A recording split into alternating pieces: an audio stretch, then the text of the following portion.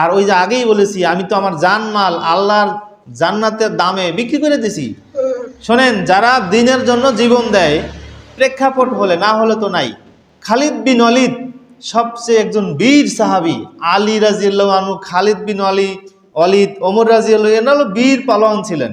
এনার শরীরে ইনি একবার বলে, বিছনায় শুয়ে শুয়ে মারা গেছে। তখন মরার সময় বলে যে, আরে কপালে যেটা না থাকে সেটা কোনোদিন হয় না। আমার শরীরে এমন কোনো জায়গা নাই আঘাতের, তরবারির আঘাতের চিহ্ন, আমি খালিদ বিন ওয়ালিদ আজকে বিছানায় শুয়ে শুয়ে মরতেছি।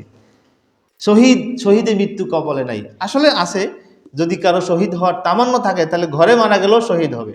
শহীদে মৃত্যু পিপিলিকার কামড়ের মতন যন্ত্রণা।